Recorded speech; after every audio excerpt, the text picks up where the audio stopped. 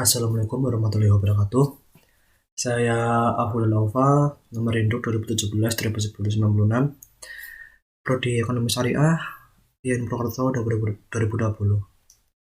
Pada kesempatan ini, saya akan mempresentasikan makalah saya berjudul Kajian Makna Puisi, Analisis Struktural Semiotika dari buku Sajak Biang Lala karya Abdul Wahid.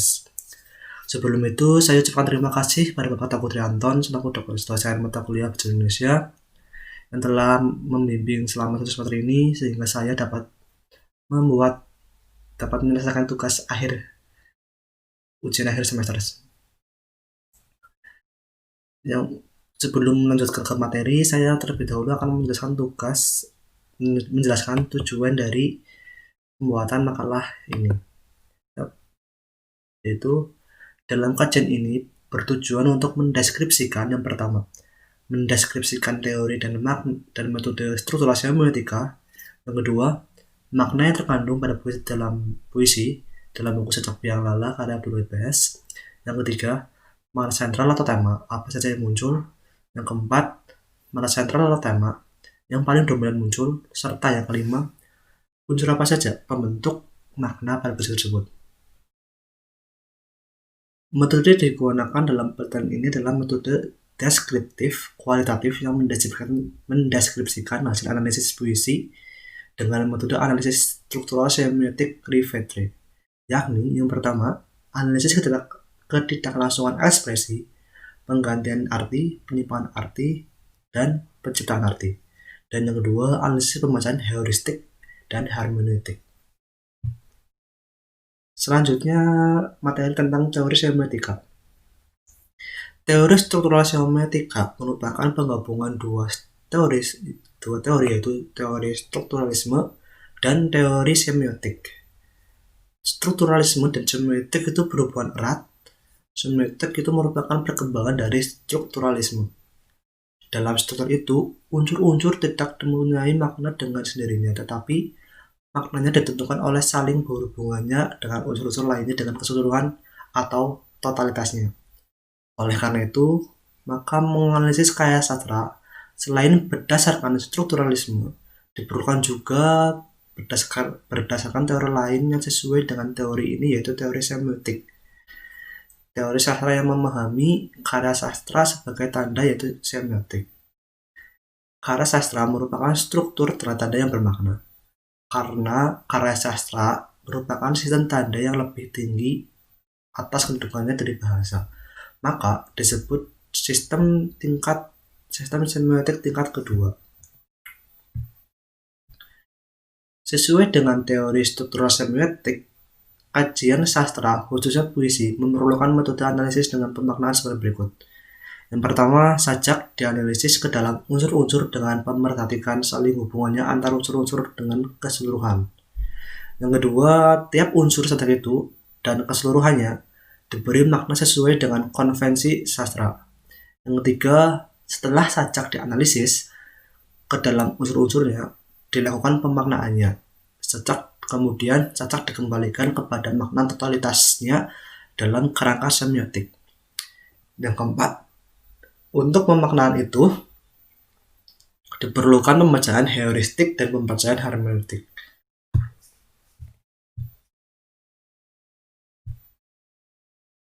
Di sini puisi yang dikaji ada 3, yaitu puisi yang berjudul Ulang Tahun karya Abdul Wahid.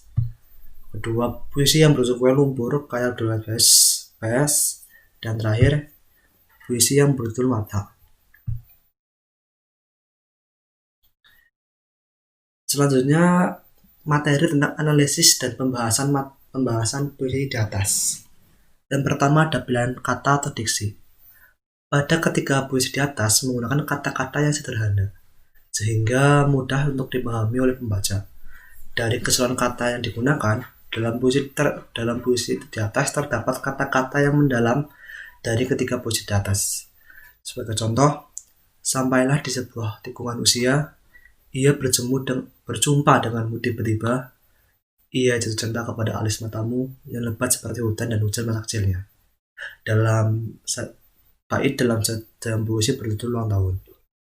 Yang kedua, Tetapi setiap aku memakan kue ini, terbayang rumah kakekku yang terendam di dalam kue lumpur ini. Kini kenangan mengentalkan suara mengaji. Bait yang terdapat dalam puisi kue lumpur. Dan yang terakhir, yang kadang melelah hujan yang ketika mengerjap batas siang dan malam menjadi cakrawala api nurani. Bait dari sajak mata. Sebagai pembaca pemula, menafsirkan kata-kata di atas harus memaknai makna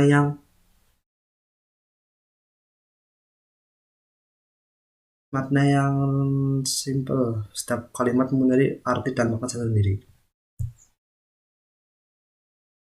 Yang kedua, bahasa kiasan. Bahasa kiasan merupakan teknik pengungkapan bahasa atau penggaya bahasaan yang maknanya tidak menunjukkan pada makna harfiah kata-kata. Yang kedudukannya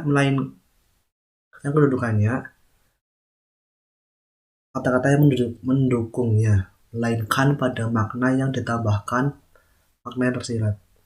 Bentuk pengungkapan yang menggunakan bahasa kias banyak, namun seringkali pada puisi terdapat beberapa saja bahasa kiasan. Ada beberapa bahasa kiasan yang terdapat pada ketiga puisi di atas sebagaimana diuraikan sebagai berikut. Yang pertama ada hiperbola, yaitu suatu gaya bahasa yang bersifat melebih-lebihkan dengan membesar-besarkan suatu hal. Sebagai contoh, terendam di dalam kue lumpur ini, kenangan mengental suara mengaji. Bait dalam puisi kue lumpur. Yang kedua, matamu yang indah yang cahayanya melebihi matahari. Bait dalam puisi mata. Yang kedua ada metafora. Suatu gaya bahasa yang menggunakan kata pembanding untuk mewakili hal lain atau bukan yang sebenarnya mulai dari benda fisik, sifat, ide, atau perbuatan lain. Sebagai contoh, terendam kue lumpur, kini kenangan mengentalkan suara mengaji. Bait dalam puisi kue lumpur. Yang selanjutnya, mengukur trotoar tatar hingga ia jatuh cinta kepada alis matamu yang lebat sepantai hutan dan hujan masa kecilnya. Bait dalam puisi ulang tahun. Yang ketiga ada personifikasi. Suatu gaya bahasa yang mempersamakan benda dengan manusia. Sebagai contoh adalah perjalanan hatimu yang membaca begitu terlatihan halaman dari hari ke hari dalam puisi ulang tahun. Yang selanjutnya santan mengenalkan kenangan dalam puisi kue lumpur. Dan yang selanjutnya menjelma mata bagi hari-hari dalam puisi mata. Dan keempat ada simile, yaitu suatu gaya bahasa yang mengungkapkan sesuatu secara tidak langsung dengan perbandingan eksplisit yang dinyatakan dengan kata depan penghubung seperti layaknya, bagaikan, laksana, umpama, serupa, dan lain-lain. Sebagai contoh seperti buah kelapa bercampur kismis dalam puisi kue lumpur. Materi yang ketiga adalah materi citraan. Citraan di dalam puisi digunakan dua pengertian, yaitu sebagai pengalaman indera dan bentuk bahasa yang dipergunakan untuk menyampaikan pengalaman indera itu. Para ahli dan psikologi dan estetik menggolongkan bermacam jenis citraan antara lain penciuman, penglihatan, perabaan, pendengaran, rasa dan simpatik. Citraan yang terdapat dalam ketiga puisi di atas adalah sebagai berikut. Yang pertama, citraan penglihatan adalah citraan yang dihasilkan dengan melihat suatu objek. Sebagai contoh, ia pandangi wajahmu kemanapun arah yang dituju dalam puisi ulang tahun. Dan yang kedua, sekalipun terbaca. Yang selanjutnya, citraan rasa adalah citraan yang seolah-olah dapat dirasakan oleh perasaan hati. Sebagai contoh, terbayang rumah kakekku, kini kenangan menggunakan suara mengaji. Bait dalam puisi kue lumpur. Selanjutnya, citraan pendengaran adalah citraan yang dihasilkan dengan menyebutkan atau menguraikan bunyi suara. Sebagai contoh, kenangan mengenalkan suara mengaji dalam puisi Kue Lumpur. Selanjutnya, sarana retorika. Keindahan dan makna yang mendalam dan terdapat di dalam ketiga puisi karya Abdul Wahid PS di atas membuat pembaca untuk menafsirkan makna yang dalam.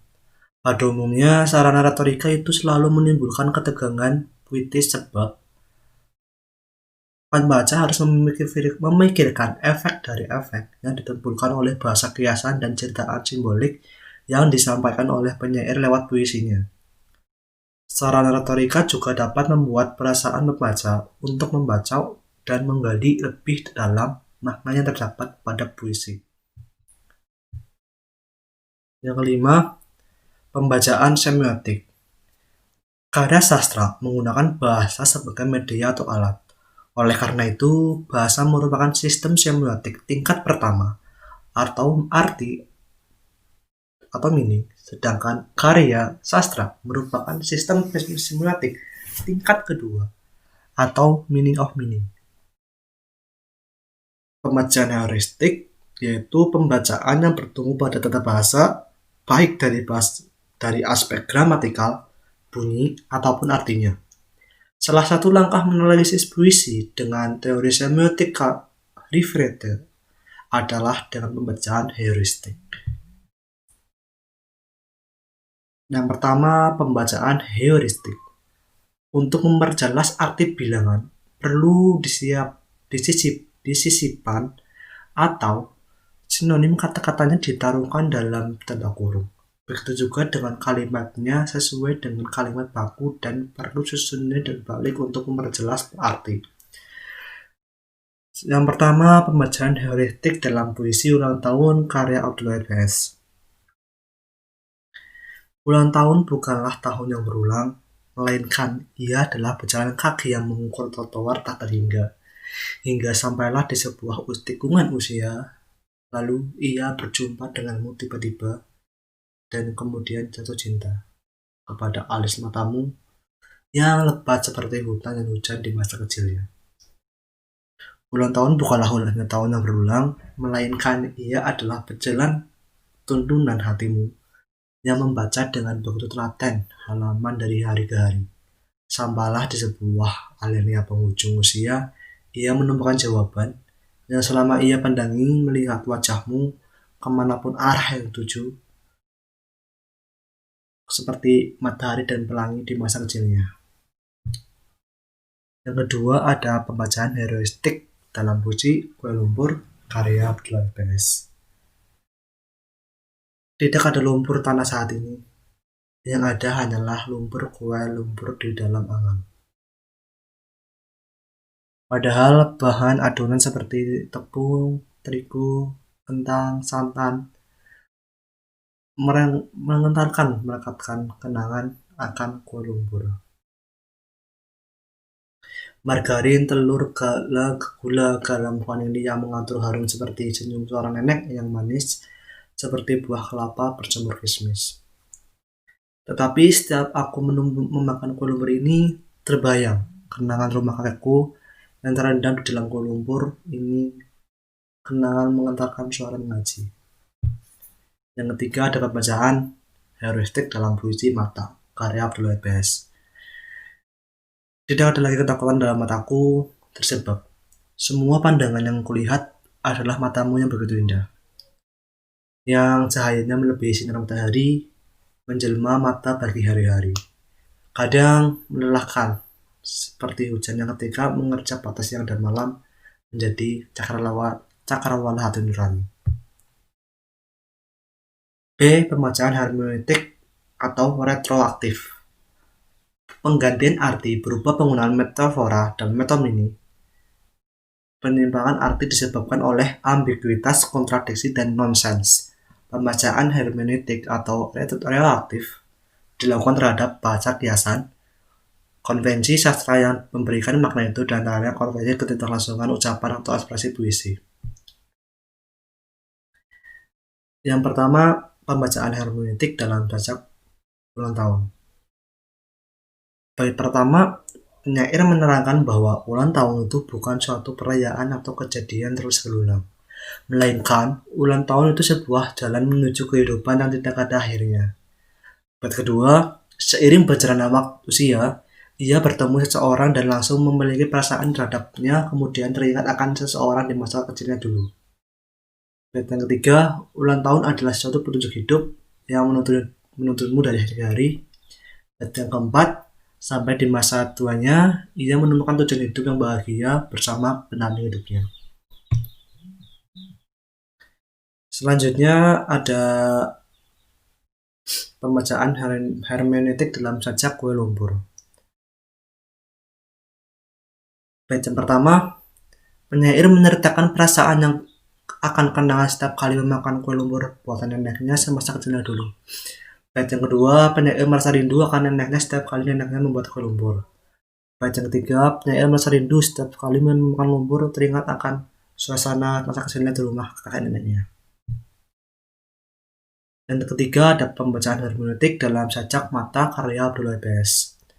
Bait yang pertama, penyair menceritakan tentang seseorang yang jatuh cinta dan fokus kepada seseorang wanita. Yang kedua, penyair menerangkan bahwa seseorang itu memengaruhi pandangan keputusan dalam hidupnya. Dan bait ketiga, penyair menerangkan bahwa wanita yang dicintainya membuat dirinya tidak bersedih lagi.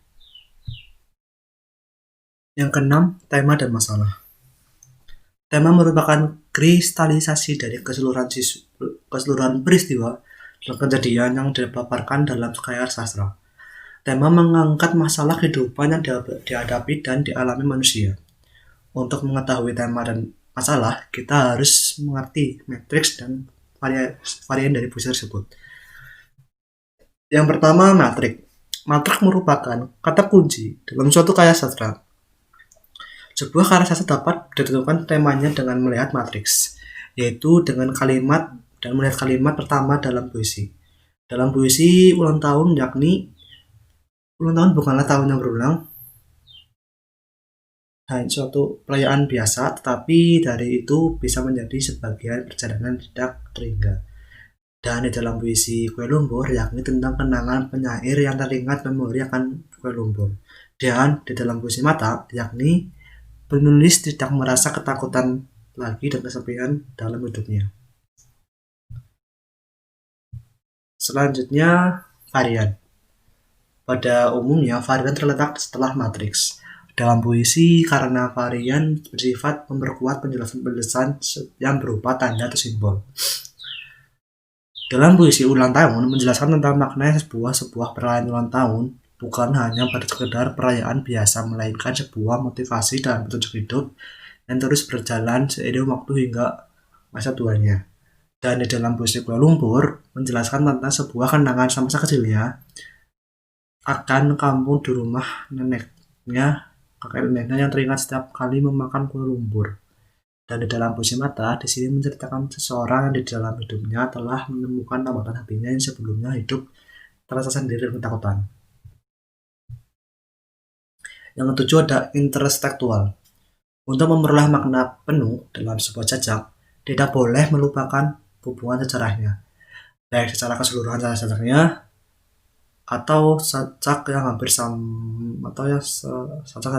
maupun sajak sastra zaman sebelumnya. Ketiga karya puisi di atas, karya Abdul Wahid PS mempunyai makna-makna berbeda. Pada puisi ulang tahun, menceritakan tentang sebuah perayaan ulang tahun yang memiliki makna bukan hanya sekedar perayaan biasa, tetapi perayaan tersebut penulis mendapat suatu pelajaran hidup. Sedangkan pada puisi Kue Lumpur, penulis menceritakan tentang kenangan akan kue lumpur kebutuhan neneknya menjadi suatu memori masa kecilnya dahulu di rumah kakek neneknya.